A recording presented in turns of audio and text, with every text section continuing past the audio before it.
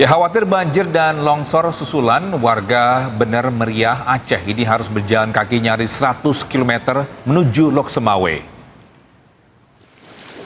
Joni Firdaus, warga Bener Meriah Aceh, terpaksa harus berjalan sejauh 90 km menuju Lok Semawe. Terputusnya akses jalan dan rusaknya infrastruktur memaksa mereka harus berjalan kaki selama 3 hari 3 malam. Tanpa membawa perbekalan makanan dan pakaian yang memadai, Joni dan warga lainnya ini bahkan harus bermalam di area hutan. Hal ini terpaksa mereka lakukan untuk menghindari banjir bandang dan longsor susulan. Selain itu, Joni dan beberapa warga juga sengaja menjauhi Bener Meriah agar tidak terisolasi.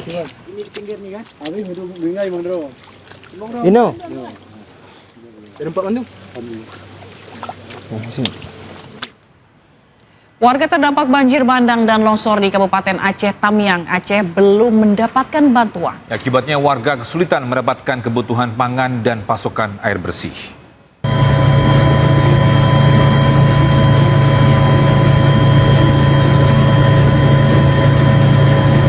Sulitnya akses darat menuju Kabupaten Aceh Tamiang Aceh mengakibatkan terhambatnya pasokan logistik bahan makanan untuk disalurkan kepada warga yang menjadi korban banjir dan tanah longsor. Tidak adanya sumber air bersih pasca banjir bandang membuat para warga yang saat ini tinggal di posko pengungsian mengalami krisis untuk memenuhi kebutuhan air bersih. Kondisi di pengungsian sendiri, apakah saat ini sudah ada bantuan yang turun yang diberikan kepada warga sendiri, udah ada belum? Belum ada sama sekali. Belum ada. Seperti beras, susu gitu nggak ada ya? Gula? Sementara itu, bantuan logistik bahan makanan yang masuk ke Kabupaten Aceh Tamiang hanya dapat dilakukan melalui jalur udara. Dari Kabupaten Aceh Tamiang Aceh, Muhammad Alfi Ainis melaporkan. Ya, dan untuk mengetahui informasi terkini dari lokasi terdampak banjir bandang Aceh Tamiang, kita bergabung dengan jurnalis iNews Muhammad Alfi. Selamat pagi Alfi, bagaimana kondisi terkini di Aceh Tamiang? Pagi. Untuk kondisi hari ini di Kabupaten Aceh Tamiang sendiri, untuk banjir sendiri sudah mulai surut di beberapa kecamatan yang sebelumnya sempat terendam banjir. Hari ini tinggal ada di beberapa titik. Nah, untuk kondisi di posko pengungsian sendiri, hari ini sejumlah bahan bantuan seperti bahan makanan beras, mie instan itu juga sudah mulai masuk. Jika sebelumnya itu bantuan hanya bisa dikirimkan melalui udara, per kemarin seluruh bantuan itu juga sudah bisa masuk ke Kabupaten Aceh Tamiang melalui jalur darat dari perbatasan Kabupaten Langkat, Sumatera Utara. Ya, Alfi, untuk kakak ada berapa di posko pengungsian saat ini? Kalau untuk yang berada di posko pengungsian sendiri, untuk jumlah pastinya sampai hari ini belum ada data detailnya. Namun diperkirakan dari jumlah penduduk 310.000 jiwa, 80% diantaranya itu berada di pengungsian, begitu. Baik, lalu apa yang saat ini yang menjadi prioritas kebutuhan dari para pengungsi di pengungsian? Jika kemarin para pengungsi itu mengeluhkan sulitnya mencari bahan makanan, sampai hari ini yang masih menjadi kesulitan bagi seluruh pengungsi itu merupakan air bersih, Mas. Karena sejumlah instalasi air bersih maupun itu yang dari PDAM ataupun dari aliran sungai itu semua tidak ada yang bisa terpakai karena terendam lumpur. Ya, apa yang menjadi kendalanya untuk logistik ini bisa masuk untuk membantu warga? Apakah infrastrukturnya masih rusak atau bagaimana? Kalau untuk infrastruktur memang ada di beberapa kawasan yang seperti menuju Kecamatan Sekerak itu ada jembatan yang putus. Namun di luar itu pemerintah daerah itu kesulitan mendistribusikan bahan bantuan itu karena sejumlah kendaraan yang ada itu rusak karena ikut terendam banjir kemarin. Jadi untuk kendala utamanya itu adalah di kendaraan. Baik, soal air bersih ini, Alfi, apakah sudah ada solusi atau rencana dari pemerintah setempat untuk menghadirkan air bersih dan apa alternatif lainnya yang dilakukan oleh warga terkait dengan keperluan atau kebutuhan air bersih ini? Kalau dari pemerintah sendiri, kemarin tepatnya Wakapolri telah melakukan kunjungan ke Kabupaten Aceh Tamiang dan melakukan pengecekan langsung ke sejumlah posko-posko pengungsian. Dari situ Wakapolri berencana akan mengirimkan 2 alat khusus, yaitu water treatment dan water zoom untuk merubah airnya kotor yang ada di Tamiang itu menjadi air bersih. Itulah nanti yang akan dimanfaatkan pada seluruh warga yang hari ini ada di posko-posko pengungsian. Baik. Kalau lalu untuk kondisinya saat ini di sana seperti apa? Apakah juga ada potensi banjir susulan atau seperti apa? Bagaimana di sana? Kalau untuk 3 hari terakhir ini kondisi di Kabupaten Aceh Tamiang untuk cuaca sendiri sudah mulai normal. Dengan itu untuk potensi adanya banjir susulan kemungkinan minim, hanya saja tinggal bagaimana caranya pemerintah dan masyarakat itu membersihkan sisa-sisa lumpur yang sampai hari ini masih menggenang di sejumlah pemukiman dan seluruh badan jalan yang ada di Kabupaten Aceh Tamiang. Oke, baik. Terima kasih Muhammad Alfi melaporkan langsung dari Aceh Tamiang Aceh. Selamat bertugas kembali. Pemirsa, puluhan rumah warga di Kota Bau-Bau, Sulawesi Tenggara rusak parah diterjang angin puting beliung. Ya, detik-detik kejadian sempat terekam kamera warga. Ya Allah!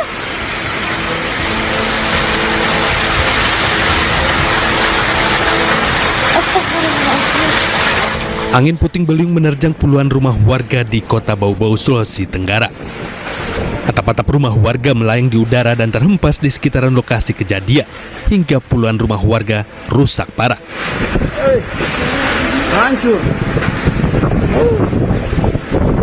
Terjangan angin puting beliung yang datang tiba-tiba membuat warga panik.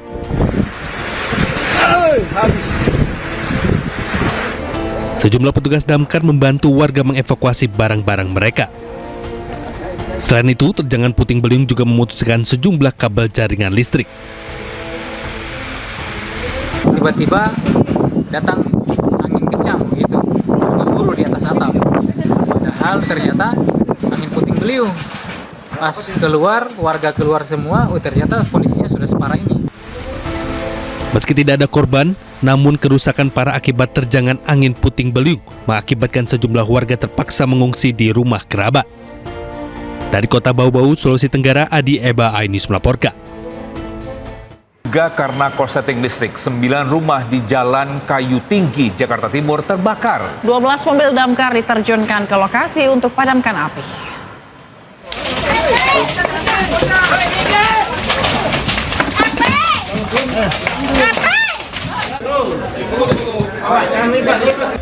Kobaran api dengan cepat menghanguskan seluruh bangunan rumah kontrakan yang berlokasi di Jalan Kayu Tinggi, Cakung, Jakarta Timur.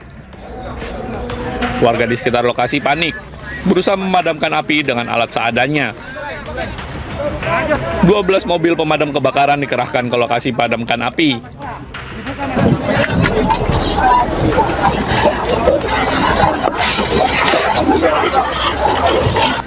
Api berhasil dipadamkan 1 jam kemudian dengan pengerahan 12 unit mobil pemadam kebakaran dari Sudin Kebakaran Jakarta Timur. Diduga, kebakaran berasal dari salah satu rumah warga yang mengalami korsleting listrik. Tidak ada korban jiwa dalam peristiwa ini, namun kerugian diperkirakan ratusan juta rupiah. Dari Jakarta, Rio Manik, Ainus melaporkan. Pemirsa, sebuah pohon beringin tumbang dan memutus akses Jalan Raya Mukhtar, Sawangan, Kota Depok, Jawa Barat. Ya, kemacetan pun terjadi hingga 4 km.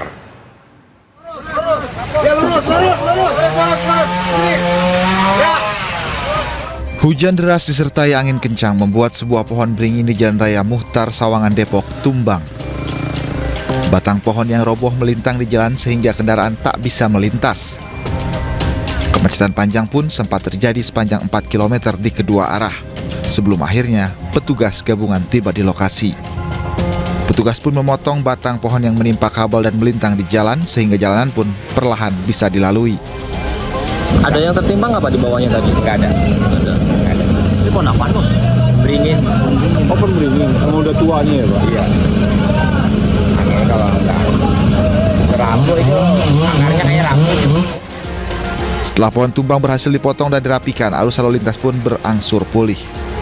Dari Depok, Jawa Barat, Iyung Rizky, iNews melaporkan. Pemirsa, 4 orang tewas, 5 lainnya terluka tersambar petir di kota Serang, Banten. Insiden mengerikan itu terjadi di area persawahan di Kampung Badamusala. Iki siapa menghalek? Iki menghalek itu siapa? Ya Allah, ini lillahi wa inna ilaihi raji'un. Ya Allah, Rabbi subhanallah. Warga mengevakuasi korban yang tersambar petir di Kampung Badamusalam, Serang, Banten. Tangis histeris keluarga tak terbendung saat korban terus berdatangan. Total ada 4 orang tewas dalam insiden ini, 5 lainnya terluka. Petir menyambar saat 9 warga berteduh di sebuah saung usai bekerja di sawah. Jumlahnya 9 ya, 4 meninggal dunia, 3 masih diobservasi, 2 dirawat di rumah.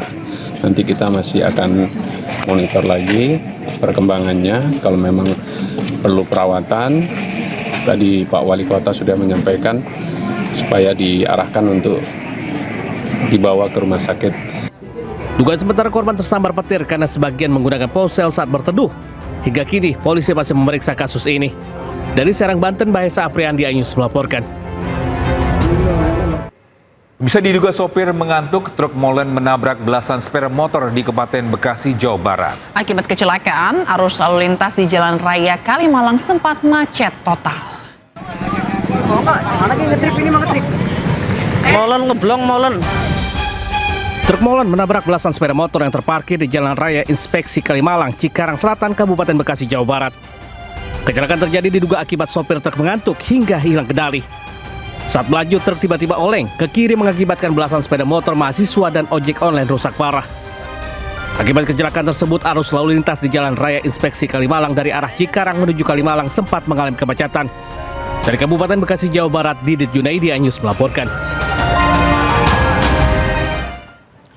Penangkapan pengedar sabu 6,5 kg jaringan Malaysia berlangsung dramatis di Kota Kendari, Sulawesi Tenggara. Ya, polisi terpaksa menabrak mobil pelaku untuk menghentikan pelariannya. Pas apa ini?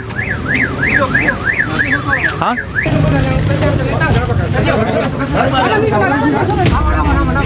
Penangkapan seorang pria yang membawa narkoba jenis sabu berinisial DP 29 tahun, warga Lainea, Konawe Selatan, berlangsung dramatis. Personel di Ditres Narkoba Polda Sulawesi Tenggara yang melakukan pengejaran menabrak mobil pelaku untuk menghentikan pelariannya. 6 kilo, Pak. Awas. Dari dalam mobil, polisi menemukan barang bukti sabu sebanyak 6 kg. Penangkapan berdasarkan hasil pengembangan polisi selama 7 bulan yang mengetahui adanya peredaran sabu diduga dari Malaysia yang masuk ke wilayah Sulawesi Barat, Sulawesi Tengah, dan Kota Kendari. Modus pelaku menyewa mobil rental untuk menjemput sabu di Sulawesi Barat, kemudian masuk ke Kendari untuk diedarkan. Ditemukan barang bukti sejumlah 6.491 gram pada kendaraannya, kemudian dikembangkan di kosnya, di rumah kosnya ditemukan sejumlah 92 gram. Tersangka saat ini diamankan di markas Polda Sulawesi Tenggara, dijerat pasal 114 Undang-Undang tentang Narkotika dengan ancaman hukuman paling lama 20 tahun penjara. Dari Kendari, Sulawesi Tenggara, Asdar Zula, iNews melaporkan. Ya, seorang pencuri sepeda motor di Surabaya, Jawa Timur babak belur dihakimi massa. Evakuasi berlangsung dramatis karena polisi harus membawa lari pelaku dari kerumunan massa.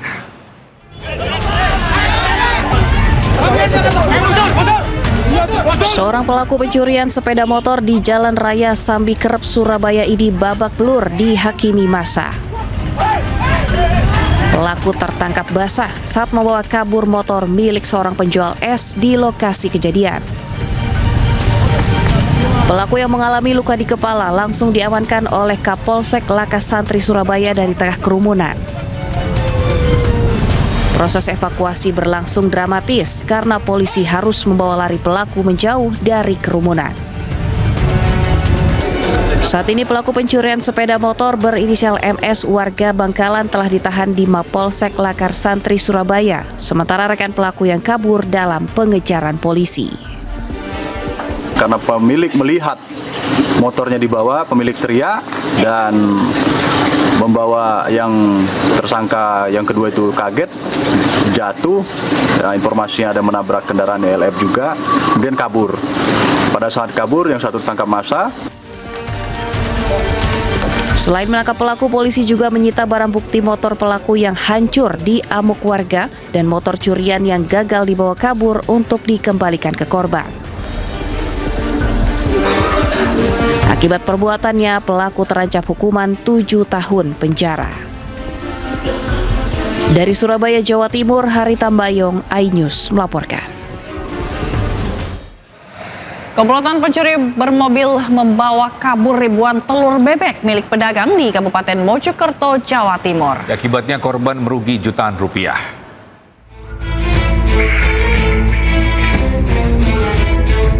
Pencurian ribuan butir telur milik pedagang dengan menggunakan mobil di Kecamatan Mojosari, Kabupaten Mojokerto terekam CCTV. Dengan cepat, dua pelaku mengambil ribuan telur yang disimpan di samping rumah korban, memasukkannya ke dalam mobil, kemudian melarikan diri. Pencurian 2.400 butir telur bebek senilai jutaan rupiah ini terjadi pada dini hari. Nas, korban baru menyadari pencurian saat hendak beraktivitas pada pagi hari. Ya tahunya setelah subuh kan saya mesti keluar mematikan lampu. Nah itu ada telur jatuh. Berapa Pak jumlahnya Pak? 2.400-an. Kalau kerugian sendiri berapa? Ya 3 jutaan. Itu memang ditaruh di luar. Korban memilih tidak melapor ke polisi dan mengunggah rekaman CCTV ke media sosial agar warga bisa lebih waspada terhadap modus pencurian serupa. Dari Mojokerto, Jawa Timur, Solahuddin, iNews melaporkan. Dua pencuri motor di Bangka Belitung berhasil diringkus polisi. Ya, salah seorang pelaku berusaha kabur, polisi terpaksa melepaskan tembakan peringatan.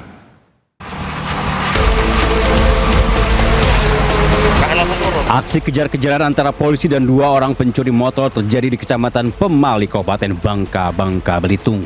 Polisi sempat kesulitan mengejar pelaku yang memacu motor hasil curian dengan kencang. Kedua pelaku akhirnya berhasil diringkus saat motor yang mereka kendarai tergelincir di badan jalan.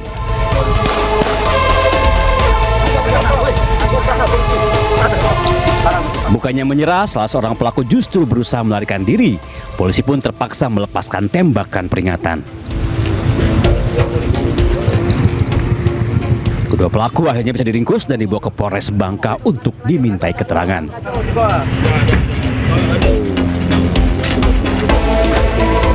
Pencurian terjadi Rabu pagi. Saat itu kedua pelaku melihat motor warga terparkir dengan kunci masih menggantung. Tak berpikir panjang, keduanya langsung menggasaknya. Setelah sadar motornya raib, pemilik motor langsung melapor ke polisi. 3 jam kemudian, kedua pelaku berhasil diringkus. Modusnya korban meninggalkan kunci motornya di motor. Jadi memanfaatkan kelengahan dan kesempatan pelaku mengambil motor tersebut. Kini kedua pelaku sudah ditahan di Mapolres Bangka dan harus bersiap mendapat hukuman 5 tahun penjara.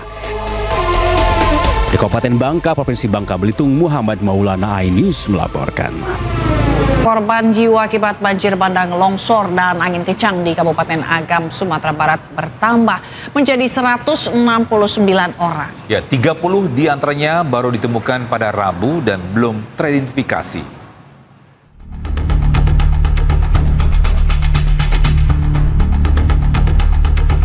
Korban jiwa akibat banjir bandang, longsor, dan angin kencang di Kabupaten Agam, Sumatera Barat bertambah menjadi 169 orang. 30 diantaranya ditemukan sepanjang Rabu dan belum teridentifikasi. Di sejumlah daerah, warga dan petugas membangun jembatan darurat secara swadaya untuk mempermudah akses evakuasi dan juga mempercepat mobilitas petugas dan pengiriman logistik. Seiring terbukanya jalur, bantuan pun mulai masuk ke wilayah-wilayah yang sebelumnya terisolir.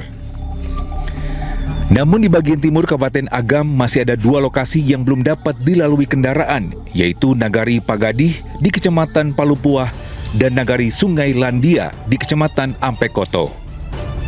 Dari Malala. Untuk yang masih tertutup aksesnya adalah di daerah Palupuah, ada daerah Pagadih, kemudian di Empat Koto itu ada daerah Sungai Landia.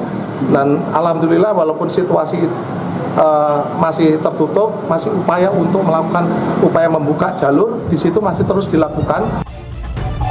Hingga Kamis pagi, jumlah pengungsi mencapai 12.800 jiwa di 7 kecamatan. Sebagian besar pengungsi berasal dari wilayah yang masih tertutup material banjir bandang dan longsor. Dari Agam, Sumatera Barat, Wahyu Sikumbang, iNews melaporkan. Ya, sementara itu sebuah video menegangkan viral di media sosial. Seorang anak di Aceh Tamiang terjebak selama 7 jam di atas sebuah tiang pemanjat.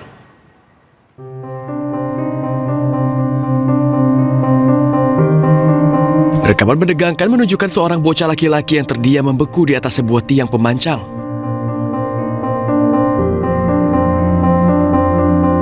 Tangannya gemetar kedinginan, wajahnya pucat. Kakinya pun hanya dapat berdiri dengan arus deras di bawahnya.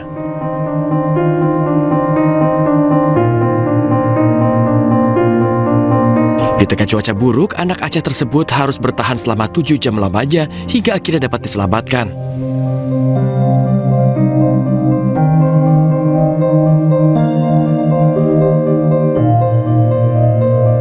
Dengan bermodalkan sebuah tali dan kekuatan tangannya untuk bergelantungan, anak tersebut pun akhirnya berhasil diselamatkan melalui atap rumah warga.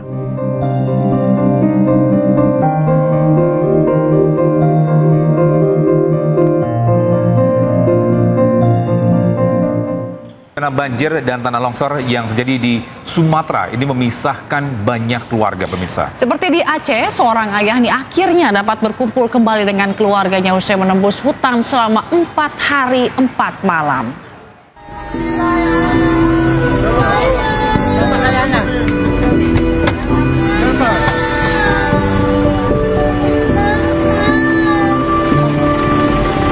Momen haru menyelimuti pengungsian Kuala Simpang, Aceh saat seorang anak menangis lega usai bertemu sang ayah. Alhamdulillah sudah mengantar keluarga juga. Ada yang ketemu di jalan.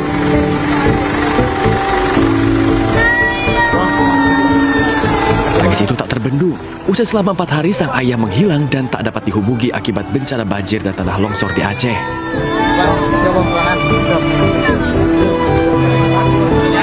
Rupanya sang ayah harus berjalan kaki selama 4 hari 4 malam menembus hutan untuk mencari keluarganya yang terpisah.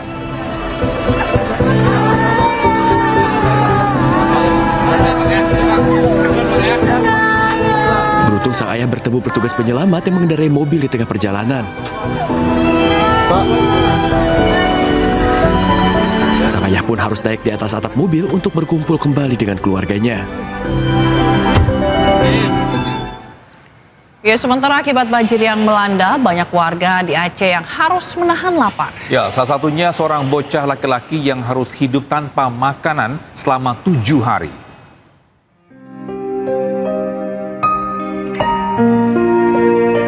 Banjir yang menerjang Aceh menyisakan duka yang mendalam. Di antaranya banjir yang masih terus menggenang hingga membuat anak-anak setempat kelaparan. Seorang anak di Pidijaya terlihat menyantap makanannya dengan lahap di perkarangan sebuah rumah. Dengan air yang mengalir deras di jalan, bocah laki-laki tersebut hanya dapat terduduk mensyukuri setiap suap dari nasi pertama yang didapatkannya usai 7 hari bertahan tanpa makanan. Video bocah laki-laki ini pun menyentuh hati banyak warganet dan viral di media sosial.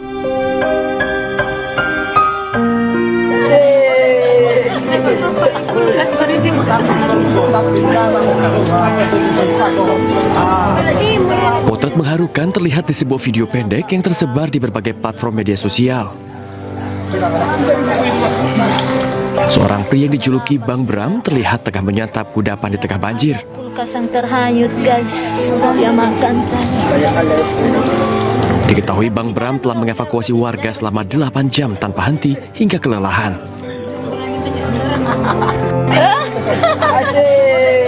Terlihat dirinya mengenakan kaos basah kuyup, wajahnya terlihat pucat.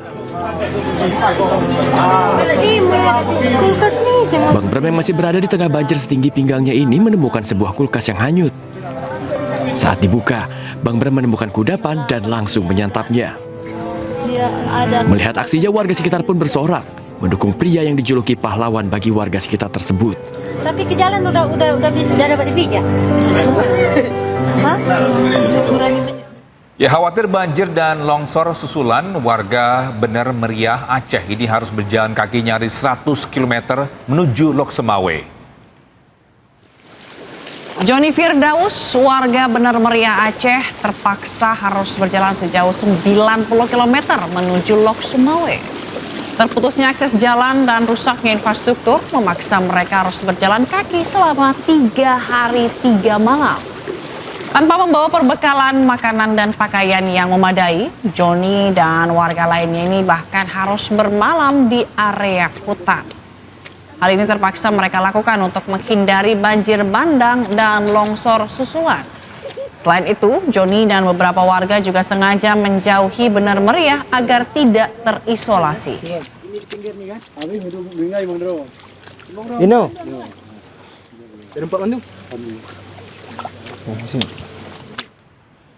Warga terdampak banjir bandang dan longsor di Kabupaten Aceh Tamiang, Aceh belum mendapatkan bantuan. Akibatnya warga kesulitan mendapatkan kebutuhan pangan dan pasokan air bersih.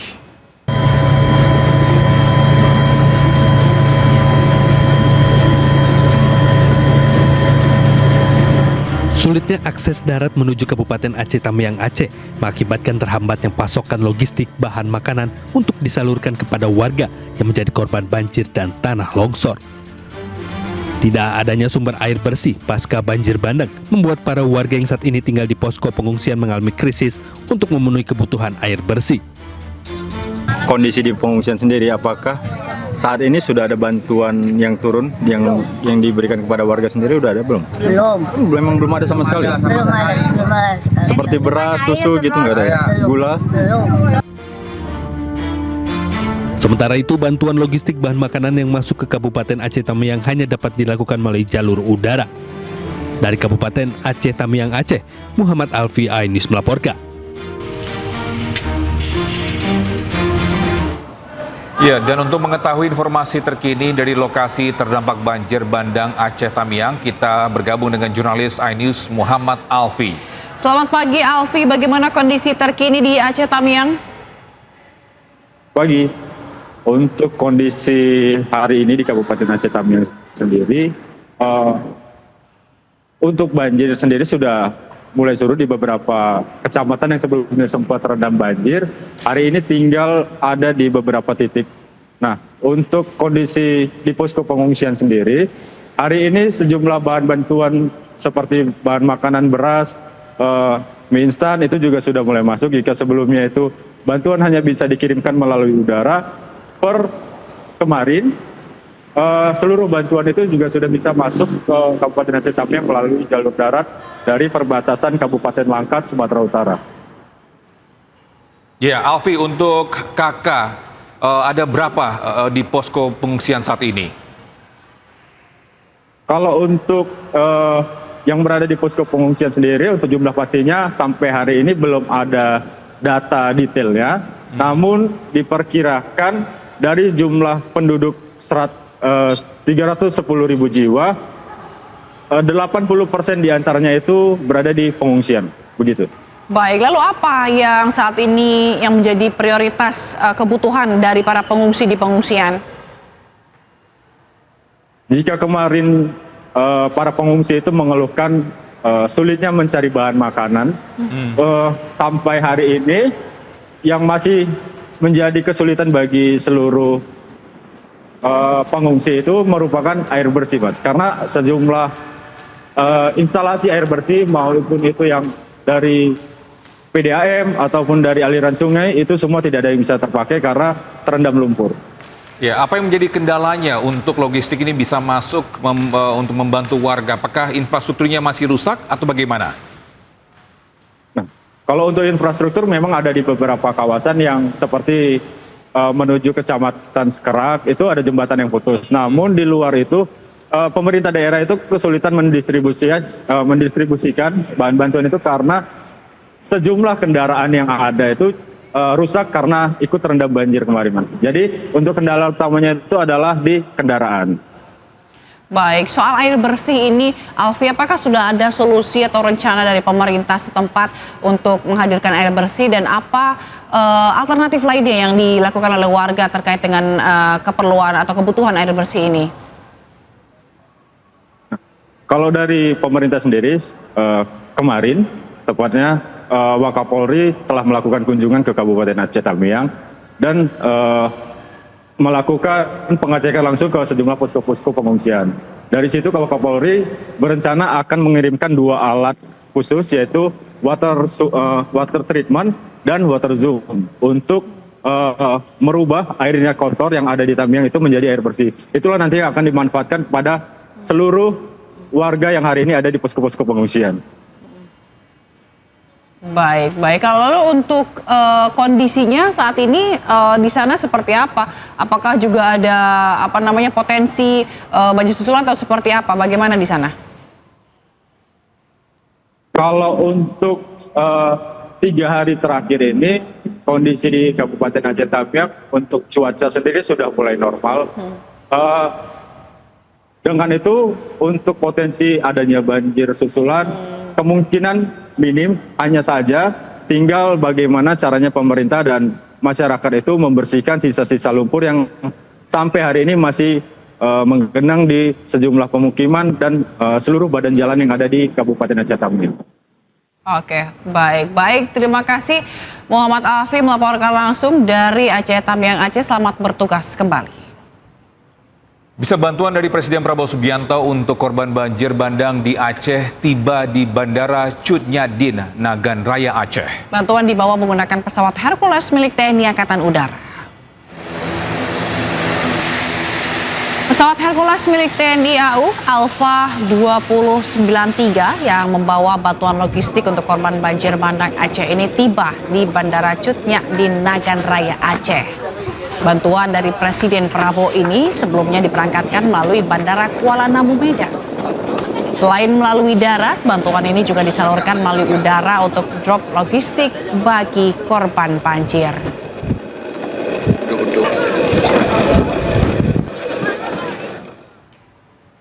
Pemirsa, Desa Garoga di Tapanuli Selatan, Sumatera Utara luluh lantak dan terisolasi akibat banjir. Ya, sementara itu puluhan warganya dinyatakan hilang.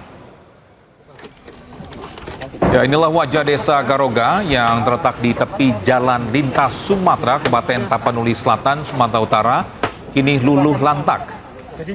Rumah-rumah hancur tersapu banjir bandang yang membawa batang-batang kayu dan menghantam permukiman. 27 warganya hingga kini belum ditemukan terseret arus deras saat banjir. Sementara itu, sawah dan kebun yang menjadi ladang mata pencarian bagi ratusan kepala keluarga kini lenyap. Orang yang hilang di Desa Garoga itu berjumlah 30 orang. Nah, yang sudah kita ketemukan itu dimulai dari kita ketemukannya itu 3 orang dan sisanya 27 orang lagi. Nah, berarti hingga saat ini 27 orang lagi masih dinyatakan hilang ya, masih Pak ya? Dinyatakan hilang. Ya, hingga Rabu malam Badan Nasional Penanggulangan Bencana mencatat 810 jiwa meninggal dunia akibat bencana di Sumatera. BNPB mencatat total korban meninggal dunia akibat bencana di Sumatera mencapai 810 orang dan 623 orang hilang. Khusus di Provinsi Aceh, total korban meninggal dunia mencapai 278 orang dan 194 orang hilang. Sementara di Sumatera Utara, korban meninggal tercatat sebanyak 296 orang dan 170 masih dalam pencarian. Sementara di Sumatera Barat, jumlah korban meninggal dunia hingga Rabu malam mencapai 236 orang dan 111 lainnya dilaporkan hilang.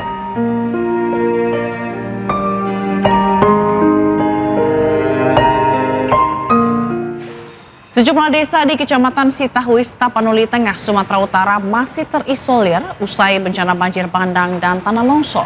Alhasil personel TNI harus berjalan kaki sejauh 5 km guna membagikan bantuan sembako kepada warga terdampak bencana.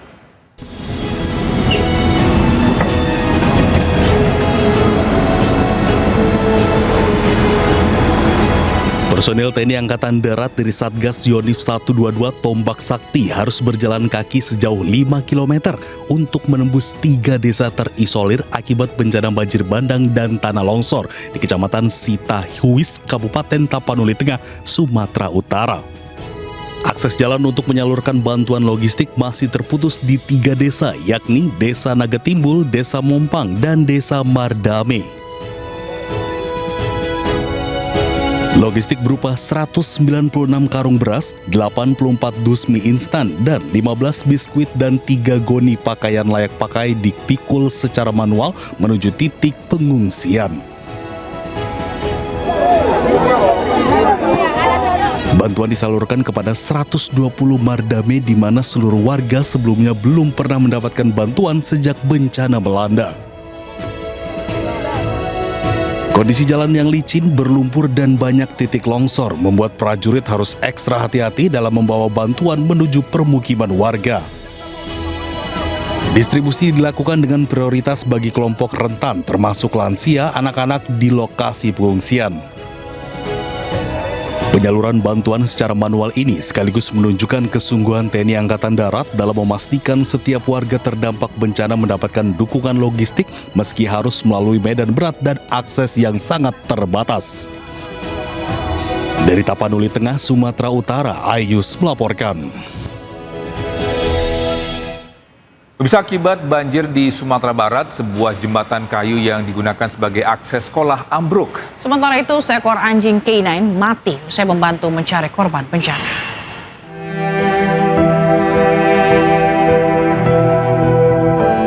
Banjir yang menerjang Sumatera Barat tidak menyurutkan sebagian anak-anak untuk menimba ilmu. Hal ini terlihat dari upaya para siswi sekolah dasar yang berusaha menyeberangi jembatan Sungai Rimbang di Kecamatan Suliki, Kabupaten 50 Kota.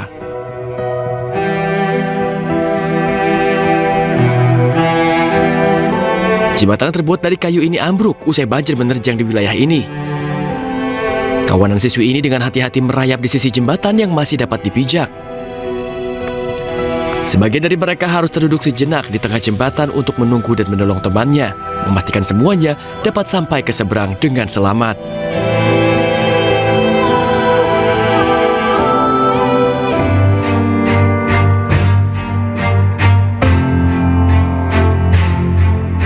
Seekor anjing pelacak dari unit K9 Polda Riau bernama Reno mati saat mencari korban banjir di Kabupaten Agam, Sumatera Barat. Anjing berjenis Belgian Malinois ini tewas usai membantu petugas mencari korban selama beberapa hari.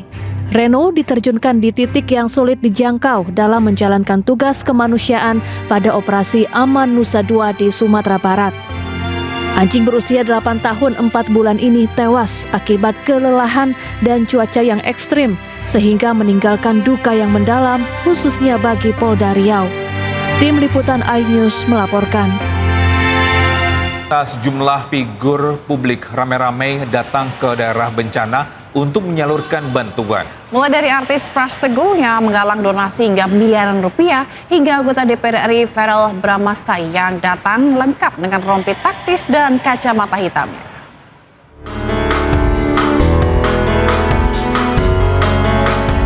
Kedatangan pesohor negeri dan pejabat ke lokasi banjir disambut hangat warga. Mereka membawa makanan, pakaian, hingga obat-obatan untuk warga terdampak banjir. Sepekan usai banjir serta tanah longsor, artis Zaskia Adiameka langsung terbang ke PD Aceh untuk memberikan bantuan kepada korban terdampak. Salah satu upaya nyata istri dari sutradara Hanung Bramantio ini adalah dengan mendirikan dapur umum darurat. Mulai dari memasak makanan dan bermain bersama anak-anak di pengungsian dilakukan Zaskia untuk menghibur. Aksi yang sama juga dilakukan komika Prasteguh. Ia bahkan membuka donasi untuk disalurkan kepada korban bencana Sumatera. Penggalangan dana itu bahkan mencapai 1,5 miliar rupiah. Tak menunggu lama, Prasteguh kemudian berangkat menuju ke Sumatera Barat, mendirikan dapur umum darurat, dan membagikan kebutuhan korban bencana di tenda-tenda pengungsian. Prasteguh sampai-sampai merevisi target donasi hingga 2,1 miliar rupiah untuk membantu korban bencana. Sementara itu, selebritas sekaligus anggota DPR RI Verrel Bramasta sukses menarik perhatian warga korban bencana banjir di Padang, Sumatera Barat. Dengan mengenakan rompi taktis dan juga kacamata hitam, Verrel disambut hangat emak-emak di lokasi terdampak banjir. Kehadiran Verrel pada hari itu sukses mengukir senyum terutama ibu-ibu dan juga remaja putri yang akhirnya berebut untuk bersuah foto bersama Verrel. Selain menyerahkan bantuan logistik, kedatangan Verrel Bramasta juga turut menjadi hiburan tersendiri bagi warga. Tim Liputan iNews melaporkan. Warga Sumatera Barat dibuat takjub dengan kejernihan Sungai Ombilin yang sangat bening. Ya, setelah diterjang banjir bandang, aliran dari Danau Singkarak justru berubah menjadi bersih. Warga Sumatera Barat dikejutkan dengan pemandangan istimewa. Viral di media sosial, Sungai Ombilin berubah menjadi bening usai diterjang banjir bandang. Aliran dari Danau Singkarak ini biru kehijauan dalam sejumlah video warga. Kejernihan Sungai Ombilin bahkan disamakan dengan Sungai Are di Swiss. Fenomena ini terjadi usai bendungan Ombilin dibuka untuk melepas debit air demi mencegah risiko banjir yang lebih parah lagi. Pelepasan dilakukan ketika permukaan danau mencapai ambang batas. Meski berarus deras, kondisi sungai tetap aman dan malahan menjadi tontonan warga sekitar. Tim Liputan iNews melaporkan. Sementara itu, penyaluran bantuan terhadap korban bencana dengan skema air dropping jadi sorotan publik karena bantuan rusak setelah mendarat. Kapolri Jenderal Listio Sigit Prabowo akan evaluasi mekanisme penyaluran bantuan tersebut.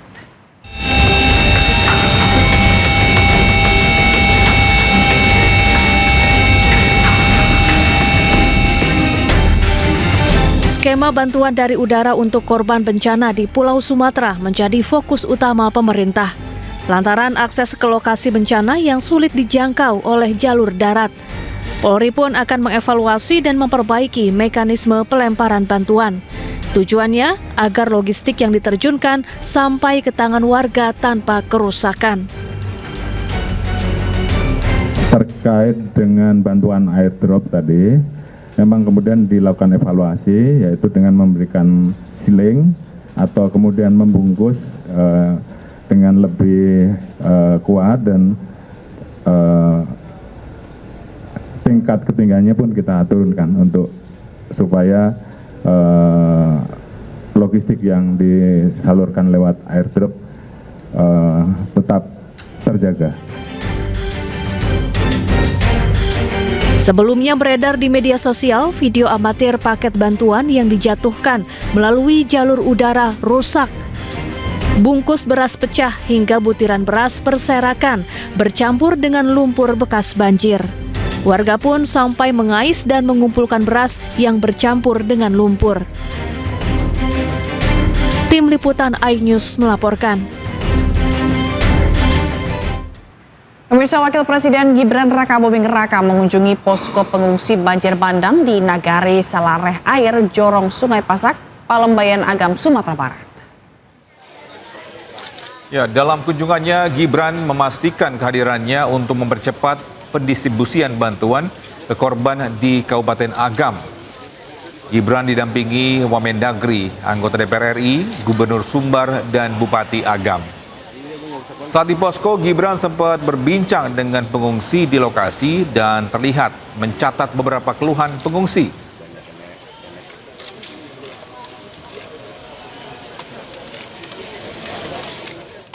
Ya, belasan anggota DPRD Padang Pariaman, Sumatera Barat, Selasa siang melakukan kunjungan kerja di Kabupaten Sleman, Yogyakarta. Ironisnya, kunjungan dilakukan di tengah bencana banjir dan longsor yang melanda sebagian wilayah Sumatera, termasuk Padang Pariaman.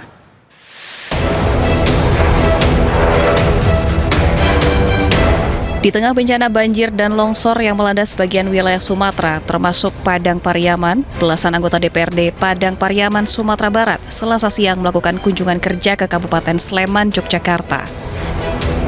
Dalih kunjungan kerja adalah penanganan pasca bencana banjir dan tanah longsor dan untuk mempelajari tata kelola pemerintahan, penanggulangan bencana, dan pengentasan kemiskinan. Kunjungan kerja merupakan agenda dari Komisi 1 dan Komisi 4 DPRD Padang Pariaman. Surat pengajuan permohonan kunjungan diterima oleh Pemkab Sleman beberapa hari setelah Padang Pariaman diterjang banjir bandang. Di sana kita sudah turun semuanya, sudah beri bantuan semuanya, karena ini sudah terjadwal gitu aja, sudah terjadwal dari awal, karena ini kan dibaguskan. Jadi ada yang berangkat, ada yang tinggal di sana, kita bagi-bagi. Artinya tidak bisa dibatalkan gitu Pak, kunjungannya karena sudah kita bagi-bagi aja, karena sudah terjadwal, nggak mungkin juga kan. Ketua Komisi 4 DPRD Padang Pariaman beralasan kunker telah direncanakan sejak lama sehingga tetap dilangsungkan meski daerahnya sedang tertimpa bencana. Jadi kalau cara teknis saya tidak tahu apa ya kesini dalam apa kaitannya dengan itu kan gitu. Tapi yang jelas kita sebagai tuan rumah yang menyikapi, kalau mungkin agenda mereka udah lama juga bisa kan gitu. Pihak pemerintah Kabupaten Sleman enggan berkomentar banyak terkait kedatangan rombongan anggota DPRD Padang Pariaman. Rencananya belasan anggota DPRD Padang Pariaman ini bakal melakukan rangkaian kunjungan kerja di Yogyakarta hingga Sabtu mendatang. Dari Sleman, Yogyakarta, Heru Trijoko, iNews melaporkan.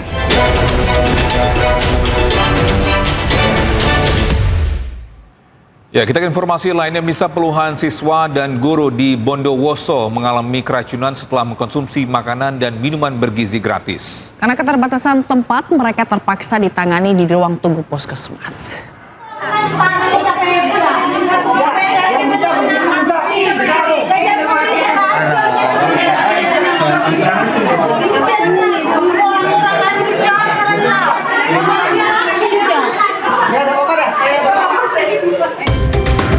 Suasana di Puskesmas Sumberwuringin, Bondowoso, Jawa Timur mendadak panik.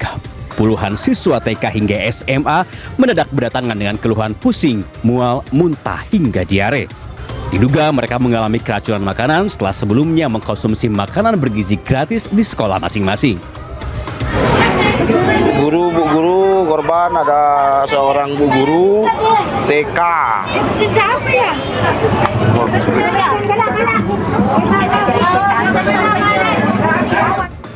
Kondisi serupa juga dialami beberapa guru. Mereka mengaku mendadak pusing dan mual setelah mengkonsumsi MBG.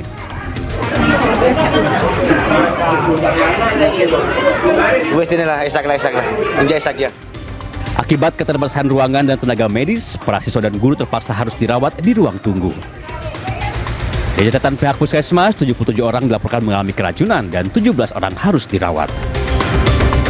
Ada 17 anak yang hari ini masih di puskesmas ini. Selebihnya yang dari 77 itu sudah pulang. Hingga kini tim kepolisian masih menyelidiki penyebab pasti keracunan makanan, termasuk memeriksa sampel MBG yang sebelumnya dikonsumsi para siswa. Dari Bondowoso, Jawa Timur, Rizky Amirul Ahmad, iNews melaporkan. Pemirsa, Ketua Umum PBNU Yahya Khalil Stakuf kembali tegaskan menolak mundur dari jabatannya. Ya, pria yang akrab dipanggil Gus Yahya ini menyebut hasil rapat syuriah agar dirinya mundur tidak memiliki landasan hukum.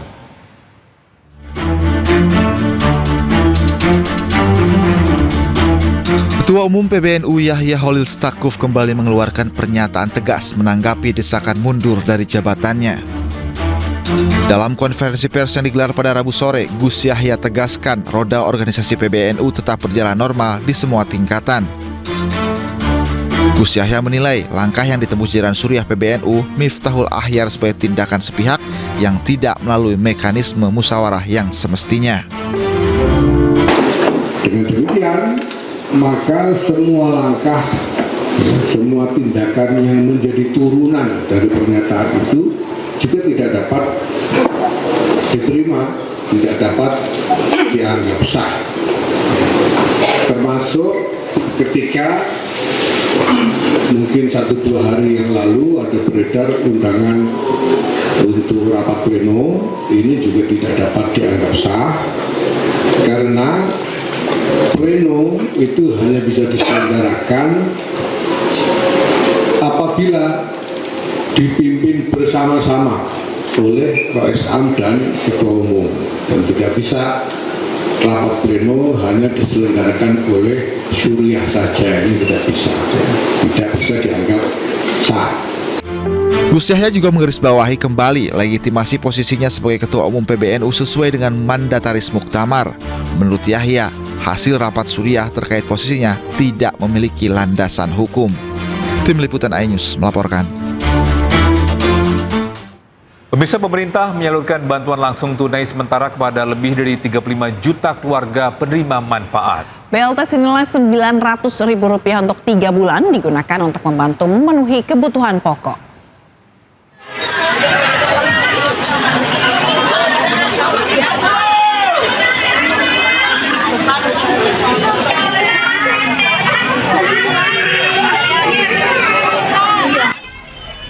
Pemerintah telah menyalurkan bantuan langsung tunai sementara kesejahteraan atau BLTS Kesra kepada masyarakat berpenghasilan rendah. Bantuan senilai Rp900.000 dicairkan untuk 3 bulan sekaligus, yakni Oktober, November, dan Desember 2025. Pemerintah menargetkan BLT bisa disalurkan kepada lebih dari 35 juta keluarga penerima manfaat. Pencairan BLT dilakukan melalui 2 jalur, yakni lewat Bank Himbara dan PT Pos Indonesia. Namun bagi lansia dan penyandang disabilitas, BLT diantarkan langsung ke rumah mereka. Melihat secara langsung penyaluran BLTS yang sekarang memasuki tahap kedua, yang secara umum berjalan dengan baik. Yang kedua, kami melakukan MOU di mana PT Pos akan memberikan dukungan kepada sekolah rakyat melalui beberapa program. Mensos juga kembali mengingatkan agar BLT digunakan sebaik-baiknya untuk membeli kebutuhan pokok, bukan untuk kegiatan tidak bermanfaat seperti judi online. Tim Liputan iNews melaporkan. Pemirsa, suasana haru menyelimuti pemakaman aktor senior Epy Kusnandar di TPU Jeruk Purut, Jakarta. Ya, keluarga, sahabat, dan sejumlah penggemar berkumpul mendoakan almarhum Epy Kusnandar. Karina Ranau, istri Epy Kusnandar bersama kerabat dan keluarga tak kuasa menahan nangis saat jenazah Epy Kusnandar di pemakaman di TPU Jeruk Purut, Jakarta. Pemakaman berlangsung pukul 8.30 waktu Indonesia Barat. Jenazah Epy Kusnandar sebelumnya diberangkatkan dari rumah duka kawasan Ciganjur, Jagakarsa, Jakarta Selatan. Epy Kusnandar meninggal dunia di Rumah Sakit Pusat Otak Nasional Cawang, Jakarta Timur pada Rabu malam. Epy meninggal dunia di usia 61 tahun setelah mengalami penyumbatan pembuluh darah di batang otak.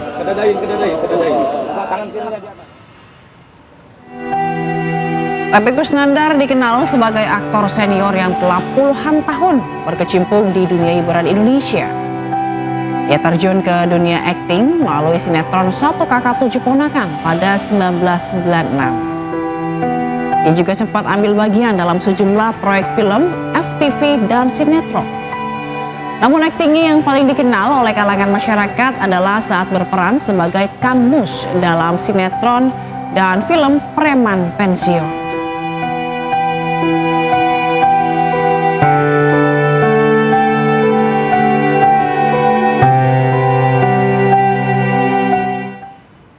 Dari informasi lainnya, pemirsa, untuk menciptakan tempat layak huni bagi warga, ratusan warga yang tinggal di area tempat pemakaman umum Menteng Pulo 2 direlokasi ke Rusun Jagakarsa dan Rusun Rawa Bebek. Ya, sebanyak 133 kepala keluarga yang bermukim di kawasan TPU Menteng Pulo 2 pindah ke 2 rumah susun. 125 kakak pindah ke Rusun Jagakarsa dan 8 kakak ke Rusun Rawa Bebek. Warga yang direlokasi ini mendapat sewa rusun gratis selama 3 bulan. Sementara relokasi warga berlangsung hingga hari ini sebelum rumah-rumah mereka dibongkar. Setelah direlokasi, lahan tersebut akan dikembalikan fungsi semula sebagai TPU karena lahan makam di Jakarta menipis. Pemerintah DKI bakal tambah 1.300 makam di TPU Menteng Pulo.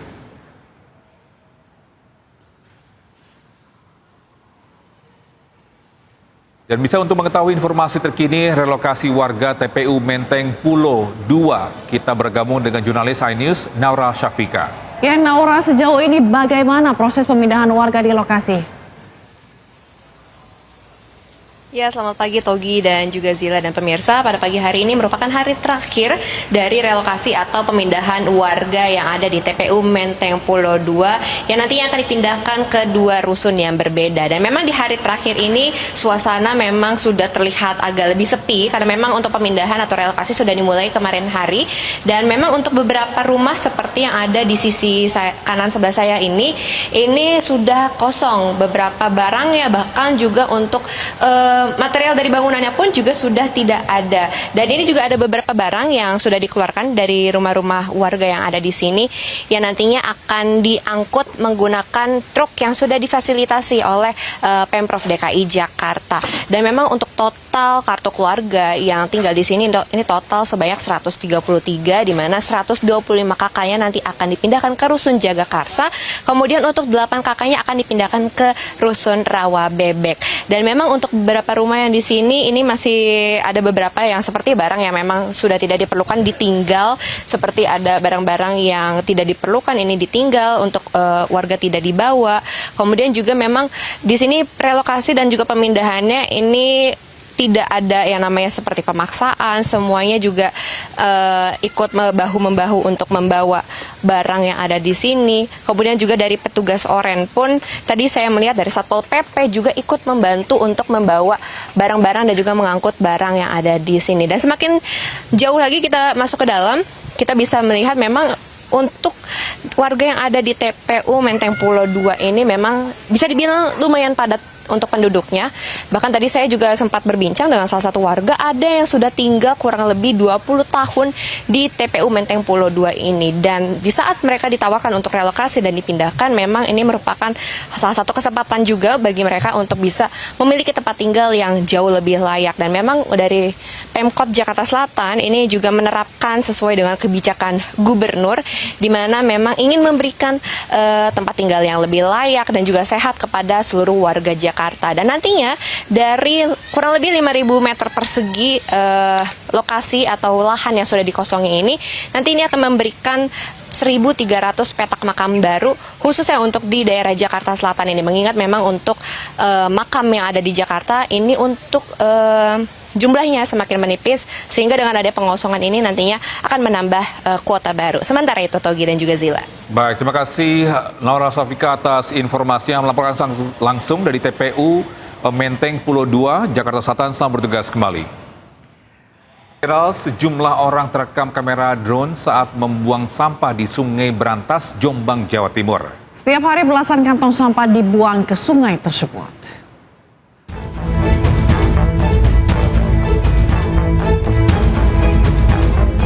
Kamera drone merekam aksi sejumlah orang membuang sampah dari atas jembatan Sungai Berantas di Desa Rejo Agung, Kecamatan Peloso, Kabupaten Jombang, Jawa Timur. Di tengah maraknya bencana alam yang terjadi di berbagai daerah, pria ini dengan santai membuang sampah dari mobil bak terbuka yang diterjunkan ke sungai. Tak hanya 1 atau 2 kantong, sampah yang mereka buang hingga 1 mobil. Bahkan sebagian sampah juga tampak terdapat darah. Menurut warga, para pelaku kerap membuang sampah yang diangkut dengan mobil penuh saat sore atau malam hari. Kami sementara ini belum bisa menyimpulkan ini dari mana, jelas dari selatan jembatan ya. Karena kalau dari selatan kan dari mana saja ya. Jadi kami berharap ini kami pengen ini bisa diketahui siapa pembuangnya supaya bisa menjadi pelajaran yang lain supaya tidak dijadikan cara yang sama. Buntut viralnya video, petugas kini memburu pelaku pembuang sampah ke sungai. Dari Jombang, Jawa Timur, Mukhtar Bagus, iNews melaporkan. Informasi selanjutnya, di mana kebakaran melanda sebuah gudang barang pecah belah di kawasan Greges, Surabaya. Petugas pemadam sempat kesulitan memadamkan api karena pintu gudang terkunci. Kebakaran!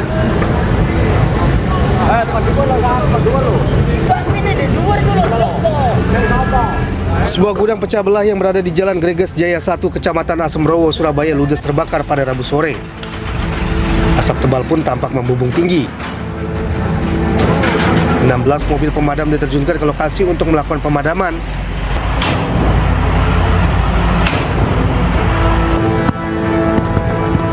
Petugas pemadam pun sempat kesulitan memadamkan api karena kondisi pintu gudang terkunci.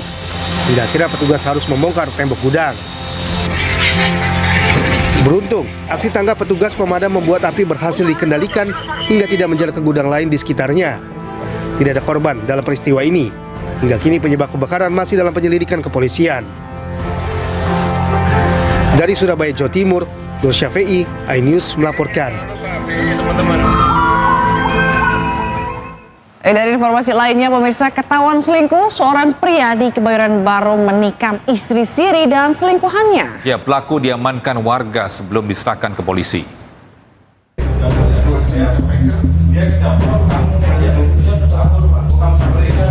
Seorang pria ditangkap setelah menikam istri siri dan selingkuhannya di rumahnya di Kebayoran Baru, Jakarta Selatan. Keduanya harus dirawat intensif di rumah sakit karena alami luka di dada, punggung, dan tangan. Aksi nekat pelaku dilatar belakangi cemburu mengetahui istrinya menjalin hubungan dengan pria lain.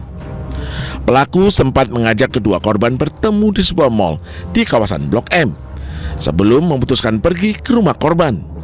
Di rumah korban, ketiganya terlibat cekcok yang berujung penikaman pelaku terhadap kedua korban. Dan sampai di lokasi tersebut bertiga cekcok mulut. Cekcok mulut, lalu si pelaku emosi, lalu mengeluarkan pisau, lanjut menusuk korban yang perempuan. Lanjut korban yang satu lagi ya, mau membantu, akhirnya ditusuk juga sama pelaku. Pelaku sendiri akhirnya diamankan warga sebelum diserahkan ke polisi. Atas kejadian ini, 2 orang yang menjadi korban penusukan dirawat di Rumah Sakit Pusat Pertamina. Sementara pelaku ditetapkan sebagai tersangka dikenakan pasal tentang tindak pidana penganiayaan dengan ancaman hukuman 5 tahun penjara. Dari Jakarta, Rizky Falupi, iNews melaporkan.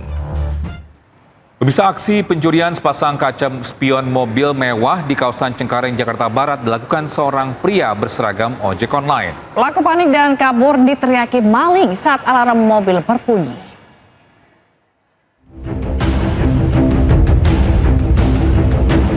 Seorang pria beraksi mencuri spion mobil mewah di Jalan Cendrawasih, Cengkareng, Jakarta Barat memanfaatkan suasana sepi. Pelaku berjaket ojek online menggasak sepasang kaca spion dari mobil yang terparkir. Alarm mobil berbunyi dan teriakan maling dari pemilik mobil sempat membuat panik pelaku yang kabur dengan mengendarai sepeda motor.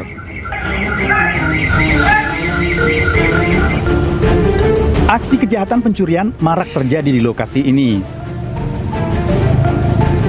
Ada putar balik ke sini, langsung dia lihat kanan kiri karena ini kosong, langsung ambil ini. Pelakunya berapa orang, Pak? Sendiri. Sendiri? Iya.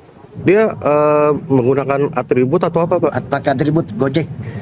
Oh, jaket. Jaket Gojek, ya. Kebetulan plat nomornya BE kalau nggak salah. BE. Iya. Pemilik mobil telah melaporkan ke pihak kepolisian sektor Cengkareng, Jakarta Barat dengan membawa alat bukti rekaman CCTV. Dari Jakarta, Miftahul Gani, iNews melaporkan. Pemirsa, seorang bocah berusia 11 tahun di Kabupaten Jombang, Jawa Timur ditangkap setelah ketahuan mencuri motor milik warga. Ya, aksi bocah yang masih kelas 5 SD ini terekam CCTV saat membawa kabur motor curian.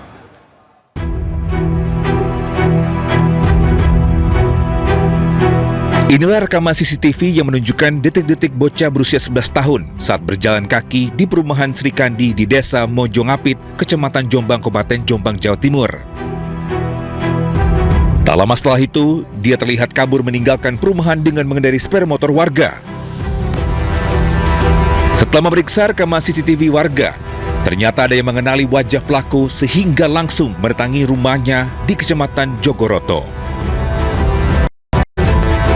Untuk menghindari terjadinya hal-hal yang tidak diinginkan, polisi langsung membawa pelaku ke Mapolsek Jombang untuk diproses lebih lanjut. Untuk pelaku membawa kendaraan ini masuk ke rumah, kemudian mendapatkan kunci kendaraan, kemudian membawa kabur kendaraan. Iya. Dari tangan tersangka, polisi mengamankan 1 unit motor hasil curian yang disembunyikan pelaku di sebuah masjid tak jauh dari TKP. Polisi kini masih melakukan pemeriksaan untuk mengungkap motif pelaku mencuri motor. Dari Jombang, Jawa Timur, Mukhtar Bagus, iNews melaporkan. 12 orang tewas dan puluhan hilang saat longsor menenggelamkan kapal di Pelabuhan Iparia, Peru. Ya, Pusat Operasional Darurat Nasional masih terus melakukan pencarian korban.